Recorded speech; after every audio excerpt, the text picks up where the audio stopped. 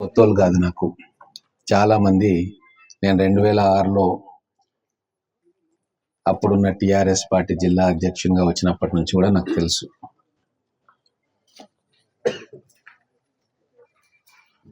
ఇప్పుడు దాదాపుగా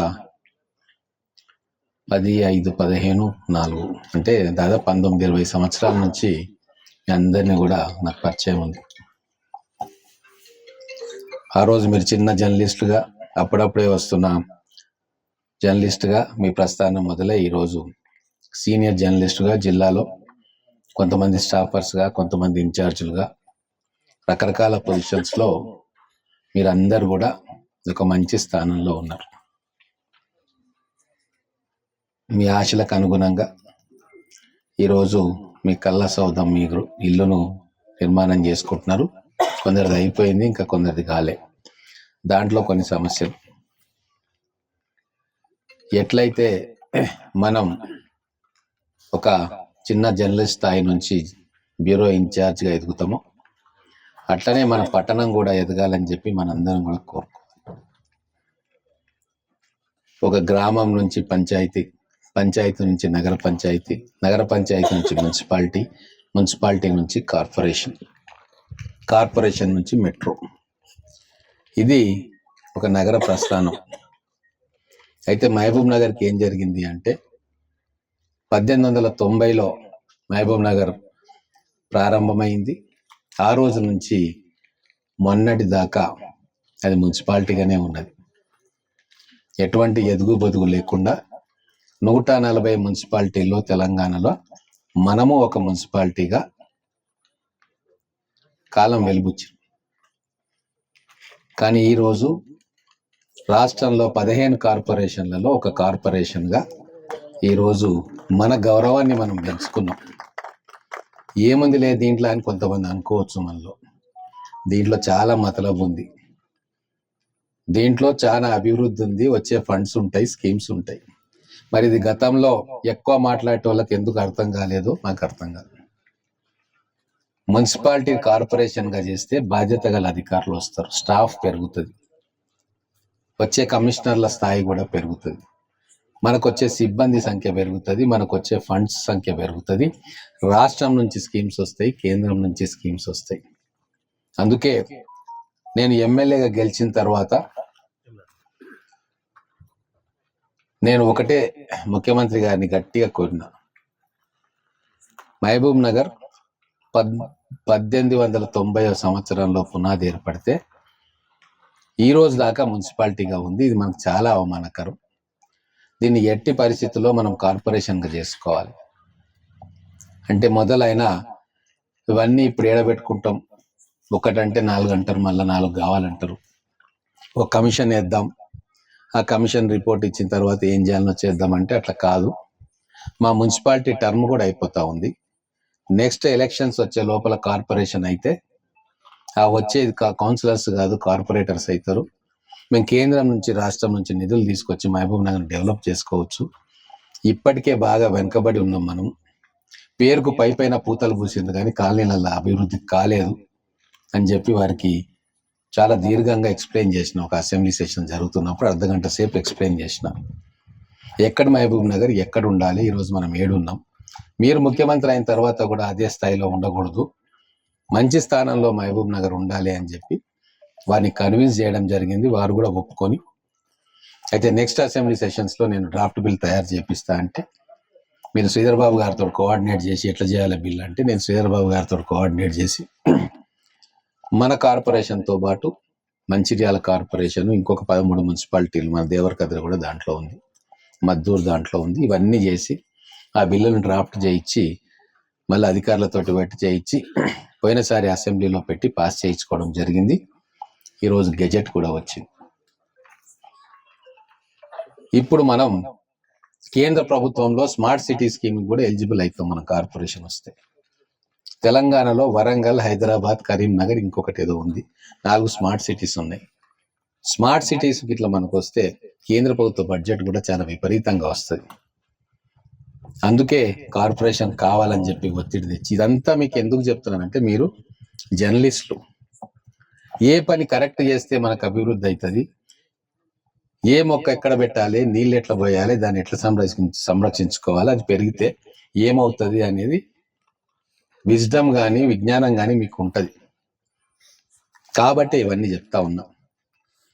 భవిష్యత్తులో కూడా మనం ఏ పని చేస్తే మనం అనుకున్న ఆశలు కానీ కళలు కానీ పూర్తవుతాయి, మన నగరం అభివృద్ధి అవుతుంది, మీ కాలనీ అభివృద్ధి అవుతుంది అనే ఆలోచన మీరు అందరు చదువుకున్న వాళ్ళే ఉండాలని చెప్పి ఇంత దీర్ఘంగా చెప్తా ఉన్నా.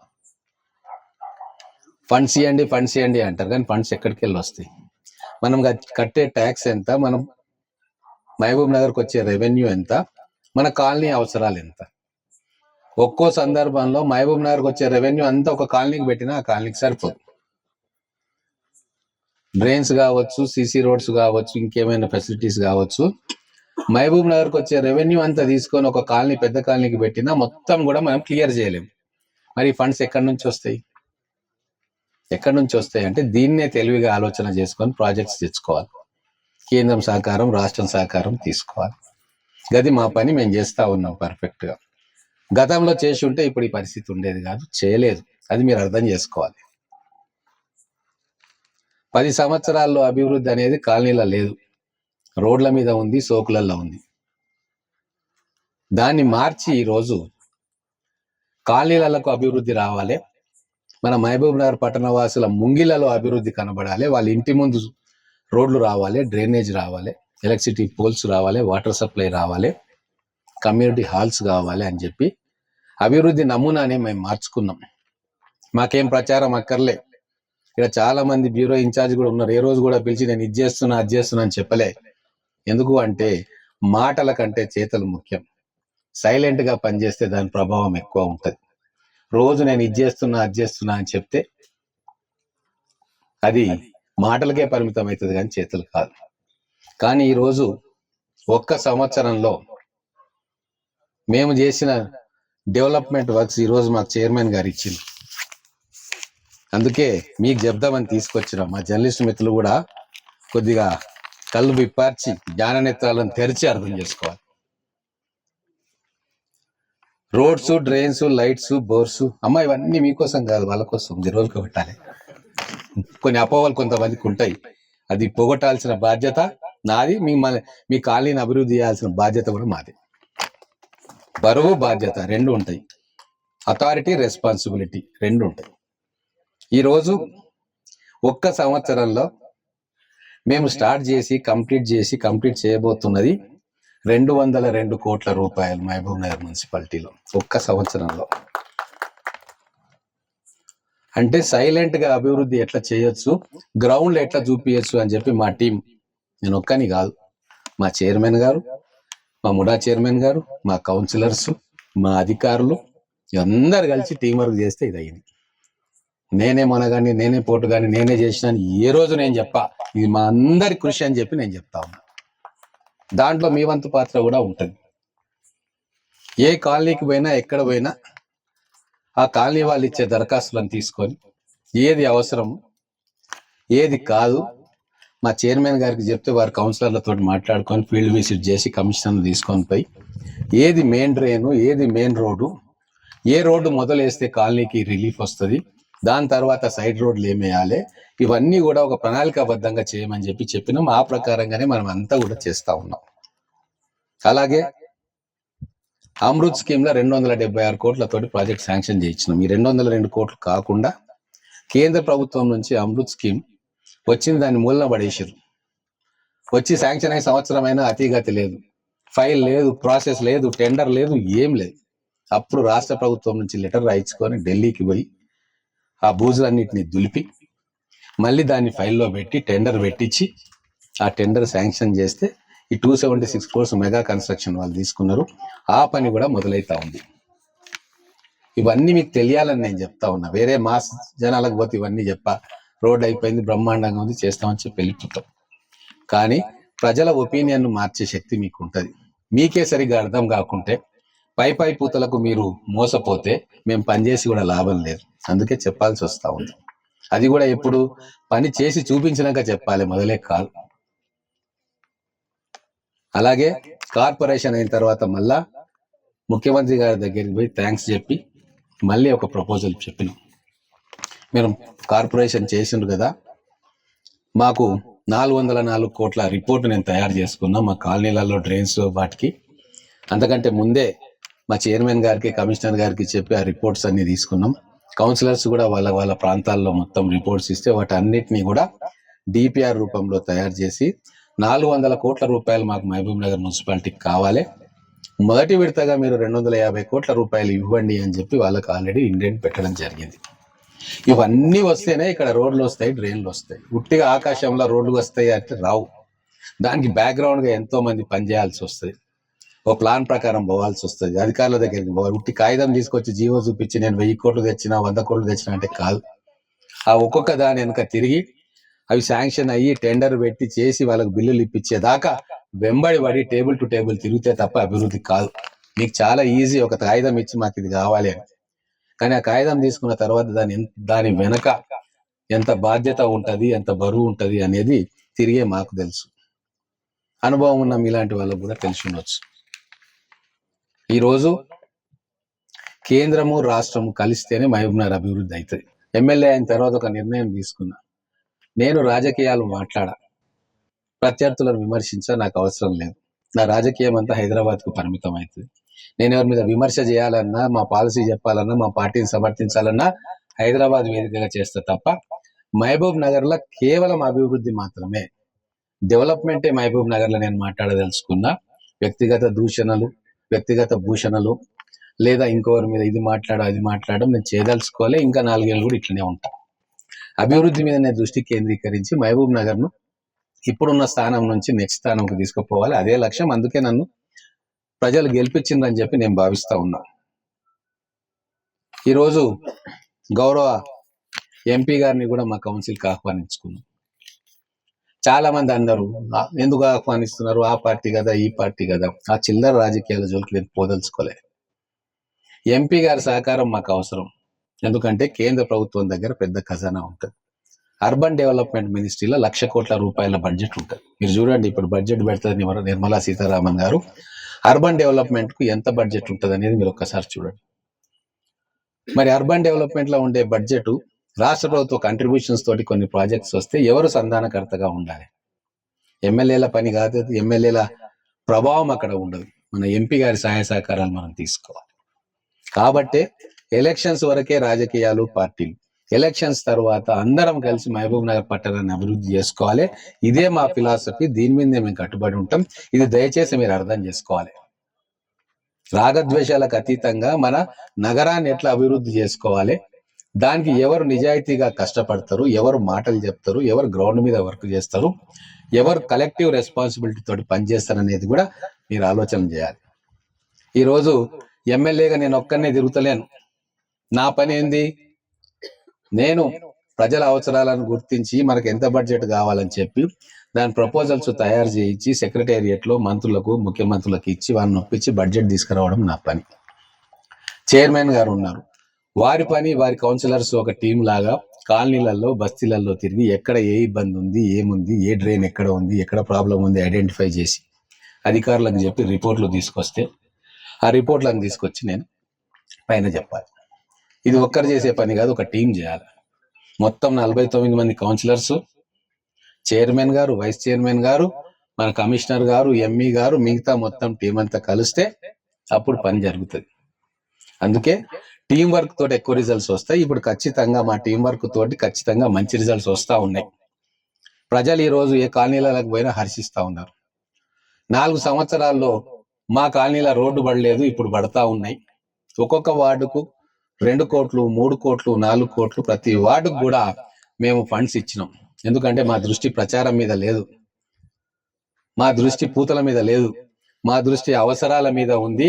ఏ అవసరానికి మనం ఎక్కడ ఖర్చు పెట్టుకుంటే ఆ కాలనీ బాగుపడుతుంది, ఆ ప్రజలు సంతోషంగా ఉంటారని ఆలోచన చేసి మేము ఒక ప్రణాళికాబద్ధంగా పనిచేస్తున్నాం. కాబట్టి ఈ రోజు రిజల్ట్ కనబడతా ఉంది. ఖచ్చితంగా రాబోయే రోజుల్లో ఇంకా గట్టిగా పనిచేస్తాం, ఇంకా కష్టపడతాం. మున్సిపాలిటీని 140 నుంచి 15వ స్థానానికి తీసుకుపోయినాం మేము. ఆ కార్పొరేషన్ ఫండ్స్ తెచ్చుకుంటాం, రేపు ముఖ్యమంత్రి గారిని ఒప్పిస్తాం, ఇంకా అభివృద్ధి పనులు అనేకం చేస్తాం. దీనికి మీ అందరి మద్దతు కూడా కావాలి. స్కూళ్ళను బాగు చేస్తా ఉన్నాం, టౌన్ను బాగు చేస్తా ఉన్నాం, హాస్పిటల్స్ను బాగు చేస్తా ఉన్నాం. ఎక్కడెక్కడైతే మా కంట్రిబ్యూషన్ చేయగలుగుతున్నామో అక్కడంతా కూడా చేస్తా ఉన్నాం. ఇంకా మాకు ఈ పార్టీ ఆ పార్టీ అనే భేదం మా కౌన్సిల్లో కూడా లేదు. మీరు చెప్తే మీరు ఆశ్చర్యపోతారు.